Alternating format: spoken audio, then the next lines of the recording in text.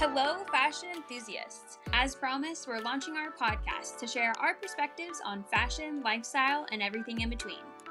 Don't forget to follow our Instagram at Ambiance Slow and Ambiance Paso, and YouTube at Ambiance Boutiques to catch all the latest news and VIP promos. I'm Cannon January, the owner of Ambiance, and introduce yourself. I'm Kelsey. I help out in one of our locations. And we have Victoria behind the scenes. We've been here for how long? At least an hour. At least an hour. We bought some of the wrong equipment. FYI, this whole podcast thing is not super straightforward, especially in the format that we're doing. So we've been talking about doing this for a while. We're excited. We're going to have a bunch of local guests on and maybe some designers in our industry and professionals that have inspired us or taught us something along the way. And we hope you enjoy it.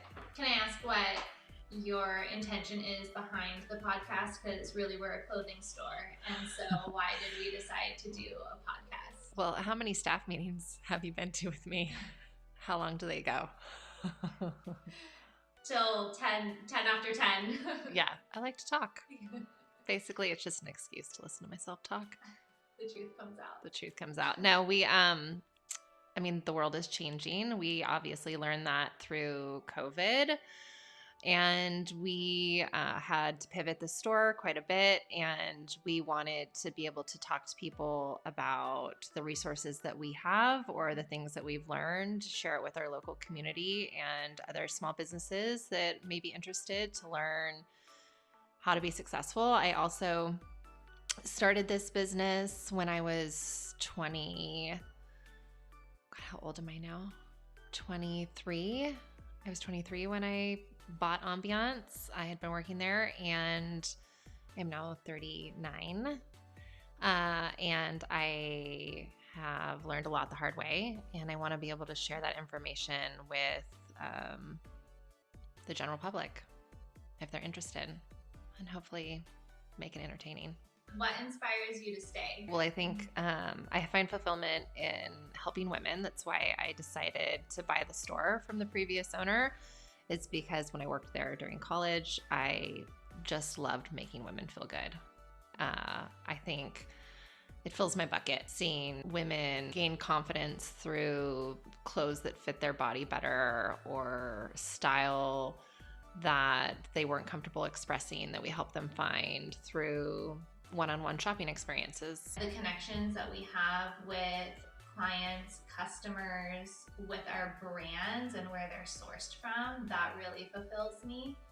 And also learning to pivot and change and finding like new challenges in something that can seem very day to day is something that really fulfills me too. Like for example, I don't just go on the sales floor from 10 to 6 every day and try and show people our newest product as they walk in the door. We're always evolving and trying to create an experience at Ambiance. We are trying to change and grow with the times, and one big way that's happened is through our Instagram.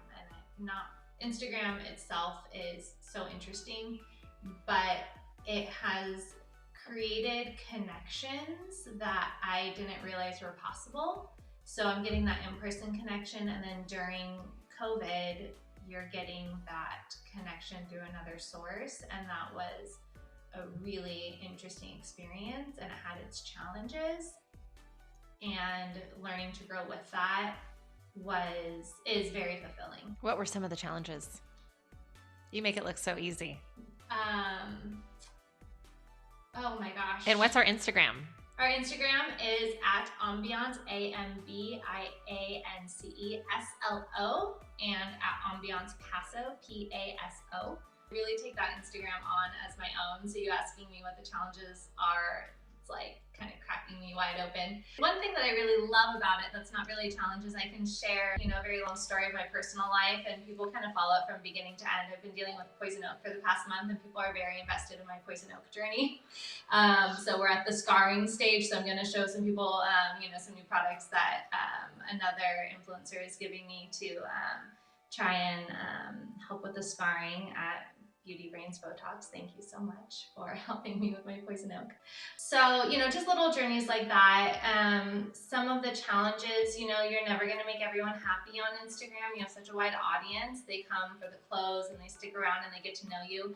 And then you say something or you do something that they don't necessarily agree with. And it's kind of there's a wall up, they can say whatever they want to you and there's no repercussions. And it is very personal, and then they say these things and it's not personal to them, but you take it very personally. So having that balance of being yourself and doing what you love, being vulnerable, but also staying a little guarded, that's been probably a big challenge with Instagram, I would say. So what advice would you give to another small business about Instagram? Because I know a lot of people who avoid it or don't invest a lot of money, and we've spent a lot of time locally helping people with Instagram. So what advice would you give them? For me personally, what has worked is being the same person in person as I am on Instagram. So if someone were to walk into your store and comment on how pretty a blouse was, you wouldn't just ignore them and walk away. You would go and have a conversation with them about it. And same on Instagram, if someone comments on the breakfast post you posted, or if someone is asking about a specific pair of jeans and the sizes you have in stock, and this is retail specific, or even if they just react to a picture from a try-on, you want to make sure to respond to that with something that's very authentic and engaging so that they feel recognized, because that's really what people are looking for, and that's where you will find success and fulfillment through Instagram, where you'll really become, you'll find that deeper community on Instagram. Can you share with people what percentage of our business now is on Instagram? I would say on a given day, we do at least half our business through Instagram. So it's big. Yeah. It's big. And I mean, to put it into context, in April, we did 20% of the business we normally do, which was our hardest month. And as of, I believe, October, we were only a little under 20% down for the year. September and October have been very good months. And I think October actually is the first month we beat last year. So just to give you an idea of how beneficial it's been for us as a business to focus on our social media, focus on Instagram, when in-person shopping has really changed. I mean, retail is pivoting, and it's pivoting in a very fast way. And we've had some good friends that have inspired us. I have one of my closest friends, Courtney Anderson, who owns Sparkle Bands. She has grown her business exponentially through social media. And another good friend, Michelle, who has Vintage Boho Bags, also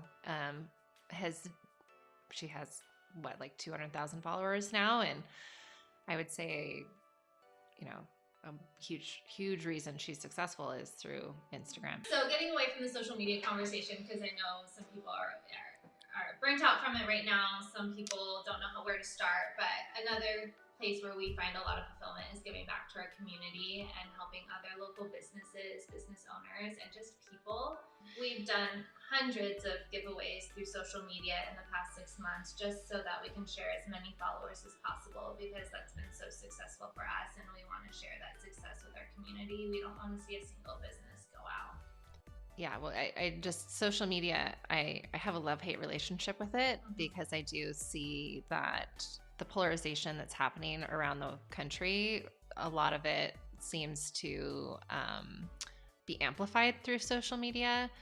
And I just helped run 2 political campaigns. And so I really got to see how your neighbors and your friends and your coworkers are willing to say things through messaging that they would never say to your face. And that just makes me sad. So, I mean, I love social media as a business tool, and I think it can be very inspiring and very positive. But I really do feel like ethically there's some responsibility to keep it positive, because it really shapes how people feel from day to day. Because I think if we all looked at our usage on our phones, we probably would be embarrassed about how much time we spend on Instagram or YouTube or TikTok. So I think people should be mindful of the content they're putting out. I mean, we are, when we're doing marketing meetings and we're talking about content, we're trying, like right now we're doing wellness month. So hopefully we'll get to do some podcasts with some people who can talk about wellness, and not just physical wellness, like mental wellness and spiritual wellness. What are our next steps as the world evolves? Well, we're doing it. We're going to do this podcast, and this will also go on YouTube. So we want to continue to broaden our reach, and we feel like we have an important message to share, a message of hope and perseverance and community working together, not working against each other. And the more people we can share that message with, I think the better everybody is for it. And I don't know. I mean, I'm excited about having a team that is innovative. And I mean, Victoria has been with us just over 90 days. And we've talked about doing this podcast for years, and we're actually doing it. And it's because Victoria is here and made it happen. So I hope that we continue to try new things. There should be intention behind shopping. We've always talked about trying to carry almost entirely made in the USA products that the brand stands behind, because I don't want to add to the landfills, and businesses that have a good message, that, you know, whether they're giving back or they're a green business or they're upcycling, like all those things inspire us because they're benefiting us as a whole. And I think in the next year, a lot more is going to change. I know we're still in the midst of stimulus as a country. So when that shifts, people's spending will shift again. So just constantly being innovative and offering the best customer service, the best products, and a little bit of hope. I know during the last recession, I doubled my business, and I watched a lot of The Secret, and I'm a big believer in what you think about, you bring about. And I would tell myself every day, things are great. And my husband and us at the time, he was working as a server, and my oldest is 2 years old, and he's with his dad during the day, and then with me at night at the store. And his dad was going to school. We didn't have a lot of money. We rented kind of a shack, but we were healthy, and we had a roof over our head, and we had food on the table. And for us, and realistically, life was great. We had this beautiful baby. We left each other. You know, what more do we really need? So through that, I noticed that people wanted to come into the store and wanted to be there and because it felt good for them to be around people that were positive. And so the people that I hired, I also wanted to have the same perspective and outlook. And so I've seen how hope and positivity can really reshape your everyday. Same question. What are you excited about in terms of Ambiance's future, your future? COVID and being part of that shutdown really stretched me more than I thought I could be stretched. If you guys told me what I would go through at the beginning of the year, I would have probably peaced out. And so I just didn't know that I had that strength. It was probably not believing in myself, And, coming out on the other end of it, I feel stronger than I ever have. And I feel like everything that I've always dreamed of for the store and for the space can be a reality very, very soon. And I would love to see the roots that we planted during this hard year really grow into something beautiful. I just imagine a space where people come to gather eventually after safely and help and with masks on.